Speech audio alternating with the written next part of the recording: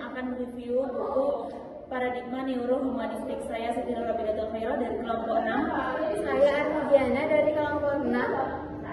Saya Sukmawati dari kelompok 6. Saya Fijiana dari kelompok 5. Saya Setianingsi dari kelompok 6. Saya Hairul Nisa dari kelompok 5. Saya Virginia dari kelompok 5.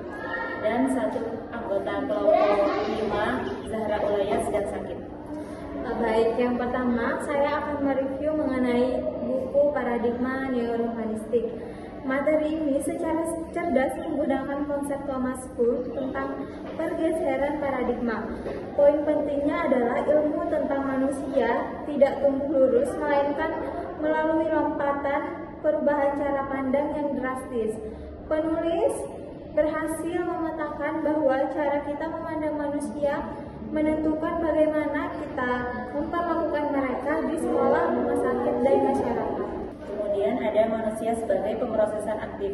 Namun pendekatan ini masih dinilai terlalu berfokus pada aspek kognitif dan kurang memperhatikan dimensi emosional dan serta sosial manusia. Lalu ada paradigma konstruktivisme, yaitu menolak objektivitas mutlak, yang dipercaya bahwa realitas sosial dibangun melalui makna dan konteks budaya. Faktor seperti Vygotsky dan Piaget menekankan bahwa manusia adalah subjek aktif yang membangun pengetahuannya sendiri melalui interaksi sosial, bukan sekedar penerima informasi pasif.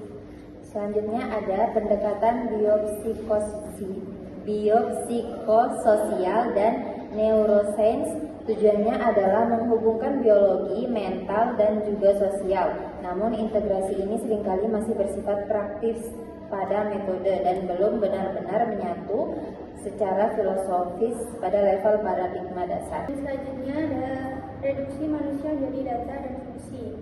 Seringkali manusia direduksi menjadi 3 hal sempit. Pertama, sebagai data, manusia hanya dilihat sebagai skor IQ atau angka statistik. Yang kedua, sebagai fungsi, yaitu nilai seseorang hanya diukur dari efisiensinya dalam menjalankan peran seperti bekerja atau siswa. Hal ini menghilangkan dimensi kemanusiaan yang kompleks seperti harapan dan perjuangan batin. Yang selanjutnya ada reduksi manusia sebagai performal. Dalam budaya modern, identitas manusia terpaku pada performa dan pencapaian eksternal. Di dunia pendidikan, belajar berubah menjadi kompetensi mengejar nilai. Kegagalan tidak lagi dilihat sebagai proses belajar, melainkan dianggap sebagai cacat produksi yang memicu tekanan mental bagi individu. Kemudian dampak fragmentasi pada pendidikan dan sosial. Akibat pemisahan paradigma ini, pendidikan lebih fokus hanya pada hasil akademik, bukan pertumbuhan manusia utuh. Kesehatan mental seperti masalah emosional sering hanya dianggap sebagai gangguan medis atau biologis. Akibatnya, relasi antar manusia menjadi instrumental atau hanya alat untuk tujuan tertentu yang memicu kesepian dan penurunan empati.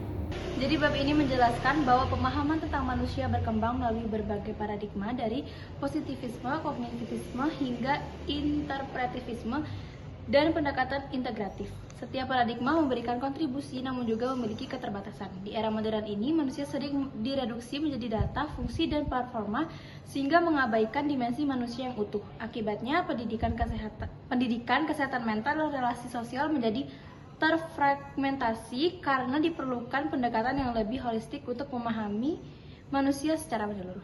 Baik, sekian dari kelompok kami 5 dan 6. Wassalamualaikum warahmatullahi wabarakatuh. Terima kasih, semoga bermanfaat.